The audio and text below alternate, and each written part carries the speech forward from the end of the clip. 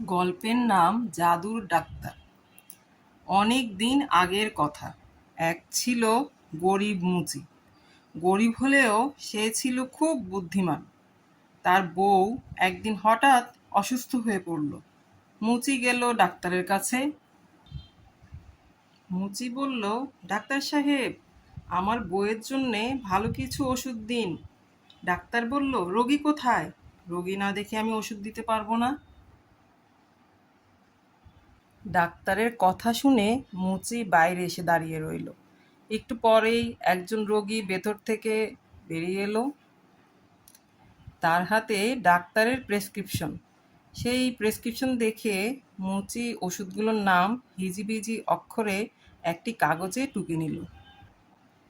মুচি গেল ওষুধ আনতে, কিন্তু ওষুধ বিক্রেতা তার হিজিবিজি হাতের লেখা কিছুই বুঝল না।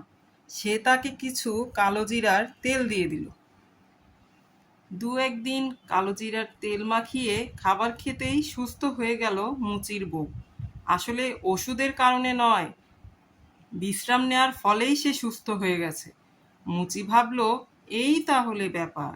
মানুষের রোগ সারানো যদি এতই সহজ হয়, তাহলে আমিও ডাক্তার হব। কিন্তু ডাক্তার হতে হলে কোট ও লম্বা হ্যাট চাই, আর তা কিনতে কিছু টাকার প্রয়োজন। মুচি ভাবল, রাজার জন্য আমি সুন্দর একজোড়া জুতো তৈরি করব। তিনি নিশ্চয়ই খুশি হয়ে আমাকে ভালো বকশিশ দেবেন। মুচি এলো রাজপ্রাসাদের গেটে। দারোয়ান বলল, তুমি যদি তোমার পুরস্কারের অর্ধেক আমাকে দিতে রাজি হও, তাহলে আমি তোমাকে ভেতরে যেতে দেব।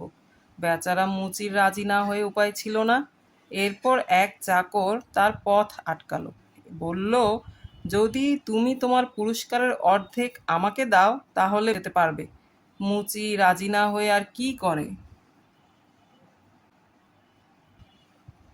নতুন জুতো দেখে রাজা খুব খুশি হলেন। বললেন, এই নাও তোমার পুরস্কার, 500 মুদ্রা। কিন্তু চালাক মুচি বলল, না রাজা বাহাদুর, আমি মুদ্রা নেব না। তার বদলে আমাকে 100 বার বেত মারুন। তবে তার আগে আপনার দারোয়ান আর চাকরকে এখানে ডাকুন। রাজা সব কথা শুনলেন। তারপর দারোয়ান আর চাকরকে ডাকার আদেশ দিয়ে আড়ালে চলে গেলেন। মুচি বলল, তোমরা কি এখনো আমার পুরস্কারের অর্ধেকটা চাও? তারা খুশি হয়ে বলল, অবশ্যই চাই। রাজা আড়াল থেকে সব শুনলেন। তিনি দারোয়ান ও চাকর দুজনকে 50টি করে বেত মারার হুকুম দিলেন, আর বুদ্ধিমান ও রসিক মুচিকে দিলেন 1000 মুদ্রা।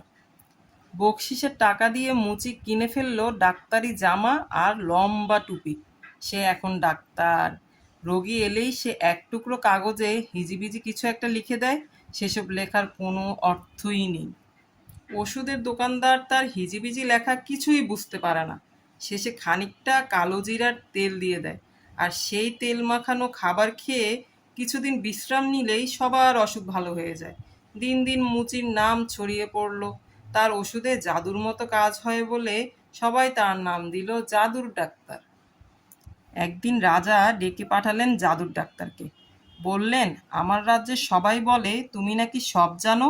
তোমাকে একটা কাজ করতে হবে। আমার মেয়ের সোনার আংটি চুরি হয়ে গেছে। ওটা কোথায় আছে এবং কে চুরি করেছে সেটা তোমাকে বলে দিতে হবে। যদি পারো তাহলে আমি তোমাকে অনেক টাকা বকশিশ দেব, আর না পারলে কাল সকালে তোমার ফাঁসি হবে। জাদুর ডাক্তার জানে সে কিছুতেই আংটি খুঁজে বের করতে পারবে না, তবু চেষ্টা করে দেখতে দোষ কি। সেই রাতে খানসামা খাবার নিয়ে এসে দেখে জাদুর ডাক্তার পানির গ্লাসের দিকে আঙুল তুলে বলছে, সত্যি বলছো ওরাই আংটি চুরি করেছে? খানসামা আশেপাশে তাকিয়ে কাউকে দেখতে পেল না। ভয়ে সে খাবার ফেলে দৌড়ে পালালো। অন্য খানসামাদেরকে ডেকে আনলো সে। সর্বনাশ হয়ে গেছে, বলল খানসামা। জাদুর ডাক্তার জেনে গেছে যে আমরাই আংটি চুরি করেছি। পরদিন সকাল হতে না হতেই রাজা জাদুর ডাক্তারকে ডেকে পাঠালেন। রাজা বললেন, কে আংটি চুরি করেছে তা কি তুমি জানতে পেরেছ? সবাই জাদুর ডাক্তারের দিকে মুখ তুলে তাকালো। আমি জানি আংটিটা এখন কোথায় আছে, ডাক্তার বলল। দয়া করে রাজপ্রাসাদের সব পশু পাখিকে এখানে নিয়ে আসতে বলুন। রাজা আদেশ করলেন, রাজপ্রাসাদের সব পশু পাখি জাদুর ডাক্তারের সামনে নিয়ে এসো। জাদুর ডাক্তার সবগুলো পশু পাখির দিকে ভালো করে তাকালো, তারপর একটা মোরগ দেখিয়ে বলল, সোনার আংটি এখন এর পেটে আছে। মোরগটাকে জবাই করে সত্যি সত্যি আংটিটা খুঁজে পাওয়া গেল। রাজার দেওয়া সোনার গাড়িতে চড়ে বাড়ি ফিরল জাদুর ডাক্তার, কিন্তু তার মন ভালো ছিল না। বাড়িতে ফিরে জাদুর ডাক্তার বলল, আমি অনেক টাকার মালিক হয়েছি, কিন্তু মোটেই আমি জাদুকর নই। আমি আর ভান করতে চাই না, আমি আমার আগের জীবনে ফিরে যেতে চাই। জাদুর ডাক্তার আবার মুচি জীবনে ফিরে গেল আর জুতো বানিয়ে তার বাকি জীবনটা সুখে কাটাতে লাগলো।